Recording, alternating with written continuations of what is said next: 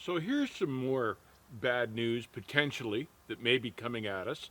You've heard me say that the FMCSA is just a bunch of bureaucrats and they don't really understand trucking.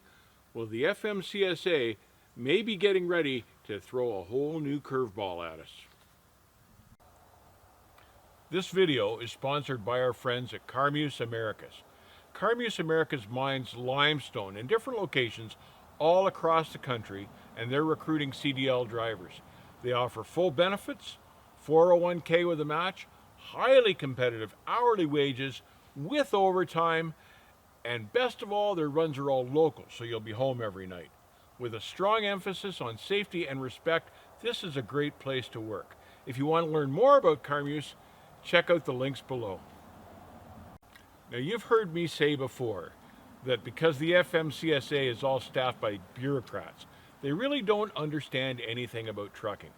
So in 2015, they learned about the ECM in a truck engine, the engine control module, and that meant you could adapt an ELD to this ECM to control the hours of service and patrol it. What they didn't realize was that the engines before 1999, some of those also had ECMs. Well, they didn't know that, and they've just recently found out, and they're thinking, man, we better close this loophole. And all of a sudden now they're studying whether to mandate ELDs on every truck with an ECM, even the 1999 and older. And that is a big deal, and I'll tell you why. Back in 2015, when the FMCSA first announced that they were going to be mandating these ELDs, they announced that the start date for these would be engines produced in 2000 and newer.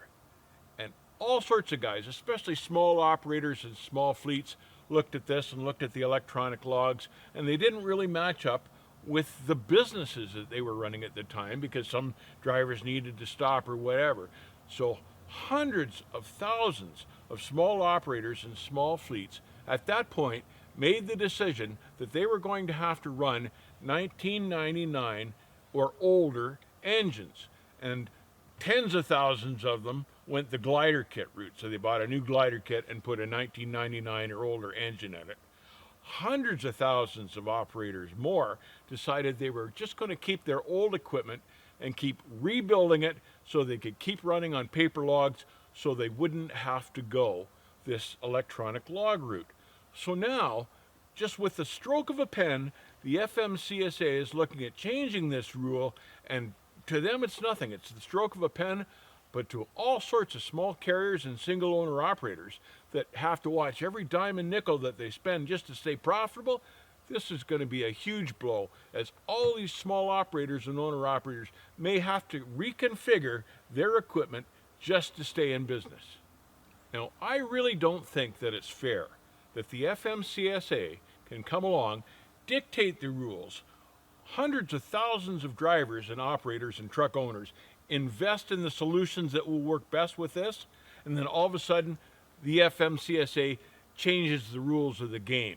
And in that, they put hundreds of thousands of guys in jeopardy financially, because as a small truck owner, you've got to watch every dime and nickel. And it's not like the FMCSA even recognizes the potential of changing this rule. And they don't even understand the damage that they could do. And they really don't care. And that's been the problem with government anymore these days.